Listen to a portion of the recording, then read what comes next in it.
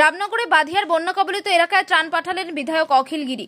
দীঘা উপকূলবর্তী এলাকায় রামনগর ১ নম্বর ব্লকের অন্তর্গত বাধিয়া অঞ্চলের কয়েকটি গ্রাম প্লাবিত।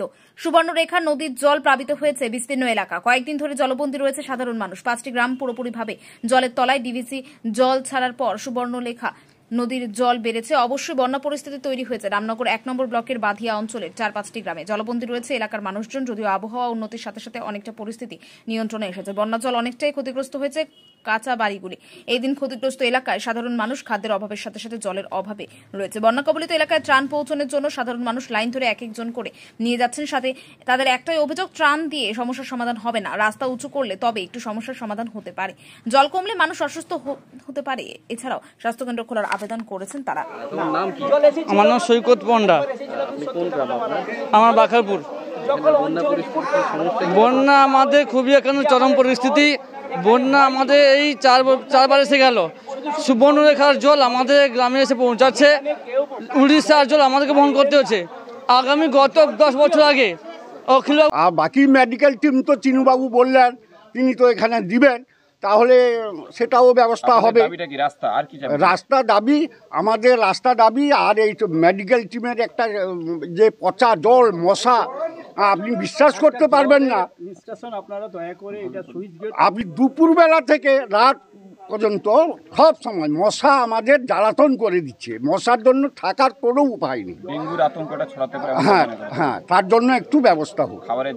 খাবারের জল যারা বাড়িতে আছে তারা খাচ্ছে, এমনি বাইরের থেকে। নলকূপের জল পাচ্ছেন আপনার বাড়ি থেকে? যে নলকূপ, সেই জল পাচ্ছেন? হ্যাঁ, নলকূপে কিছু কিছু ঘর পাচ্ছে, কিছু কিছু ঘর পাচ্ছে না। হ্যাঁ, জলের ব্যবস্থাও হলে ভালো হয়। হ্যাঁ, আমার নাম কৃষ্ণপদ পন্ডা, বাখারপুর। কোনো কেউ এসে দিয়েছেন আপনাদের, কোনো সহযোগিতা করেছেন? যারা যতটুকু পারছে করছে সহযোগিতা। কোন সংস্থা থেকে বা কারা এসেছিল নাম জানি আপনারা? আমরা তো আসিনি, নিতে হয়তো আমাদের ভাগ আছে ওইখানে। আপনারা স্থায়ী সমাধান হিসেবে কি চাইছেন? উঁচু বাঁধ চাইছেন? হ্যাঁ, বাঁধ উঁচু। আর কত লোক এখানে সমস্যায় পড়ে প্রতি বছর কত সমস্যায় পড়তে? সব 1 বছর 2 বছর অল্প জল হয়, নাহলে খুবই জল হয় আমাদের ওইদিকে। তখন আপনারা কিভাবে চলেন? খাওয়া দাওয়া বা কিভাবে চলে সংসার? খাওয়া দাওয়া যেরকম করে থাকে বাড়িতে খাওয়া যায়, নাহলে জলে গিয়ে পরে নিয়ে আসতে হয় অল্প অল্প করে আনে। বাড়িতে খাওয়া? নাম আমার গৌরী রানী দে। কোন গ্রাম আপনার? বারবাটিয়া। 4বার থেকে 5বার জল আসছে 1 মাসের বেশি। এই এলাকাগুলোর মানুষ অর্থাৎ বারবাটিয়া, বাখারপুর, কাণ্ডগ্রাম, কচুয়া, উত্তর বাধিয়ার মানুষ কিন্তু জলমগ্ন বেরোতে পারছেন না। বিশেষ করে ছেলে মেয়েরা যারা পড়াশোনা করে তারা কিন্তু স্কুলে যেতে পারছে না, স্কুল বন্ধ। খাবারের জলের অভাব রয়েছে।